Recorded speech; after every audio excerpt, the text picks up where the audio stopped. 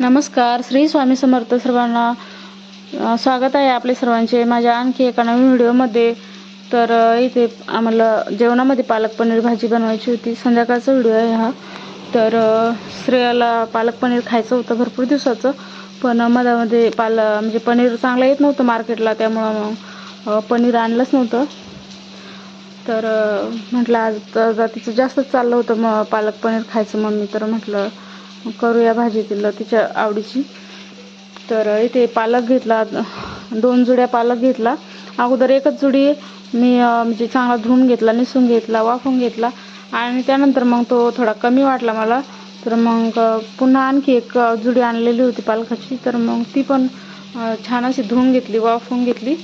तरी ते पाणी ठेवून थोडं कढईमध्ये वाफवून घेतलं आणि तो मिक्सरमधून बारीक करून घेतला. तर 5 मिनटं वाफू द्यायचा आणि नंतर मिक्सरमधून थंड झाल्यावर मिक्सरमधून काढून घ्यायचा. तर खूप छान असा हिरवा कलर येतो.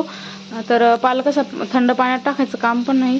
तर म्हणजे कोणा व्हिडिओमध्ये बघितलं होतं मी की थंड पाण्यात टाकलं पालक की मग छान असा हिरवागार कलर येतो वाफवून घेतल्यानंतर. पण असं काही नाही, छान कलर आला होता हिरवागार.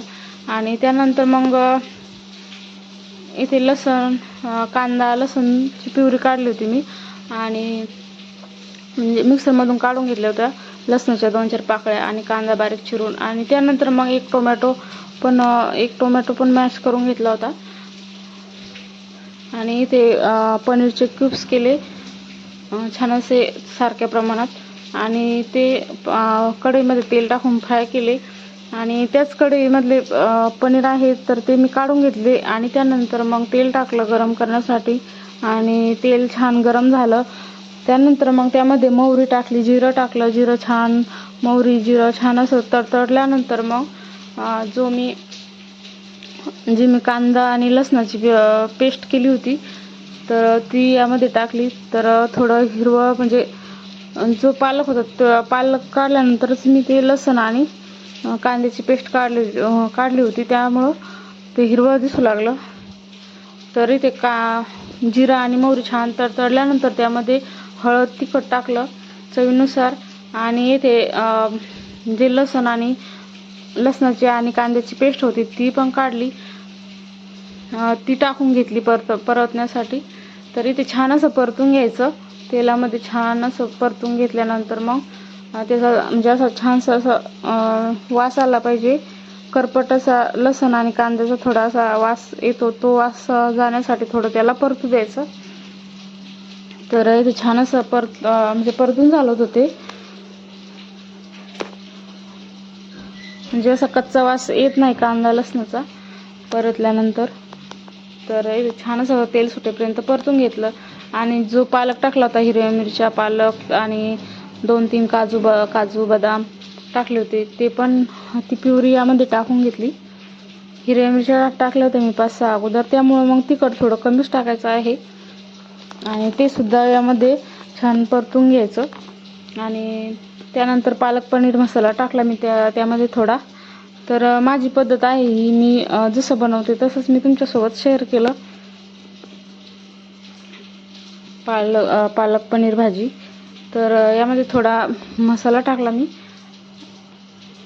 आणि त्याला पण छान असं परतून घेतलं, मिक्स केलं त्या पालक प्युरीमध्ये.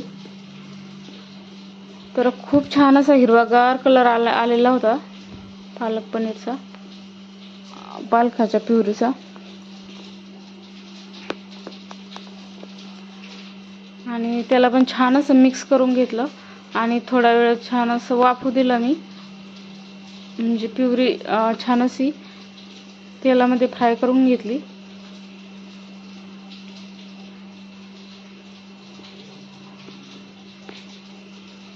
त्यानंतर मग जे मी पालक वाफवून घेतला होता ते पाणी मी बाजूला काढून घेतलं होतं, तर ते तसंच ठेवलं होतं या भाजीमध्ये टाकण्यासाठी. तर छान असतं ते पाणी फेकून द्यायचं नाही, त्यामध्ये टाकून घ्यायचं भाजीमध्ये. तर थोडं जेवढं आपल्याला पातळ लागतं त्याप्रमाणे जेवढी भाजी लागते आपल्याला ग्रेव्ही त्यानुसार पाणी टाकून घ्यायचं आहे. तर असं थोडं थोडं जे पाणी होतं पालकाच्या भाजीचं ते मी या ह्याच्यात टाकून घेतलं थोडं थोडं करून. आणि चवीनुसार मीठ टाकलं तर खूप छान भाजी झाली होती. तर नेहमीपेक्षा पण ही भाजी खूप छान झाली होती. मी करते तर भरपूर दिवसाची केलीच नव्हती आम्ही. तर छान भाजी झाली होती. त्यासोबत भात पण केला होता मी.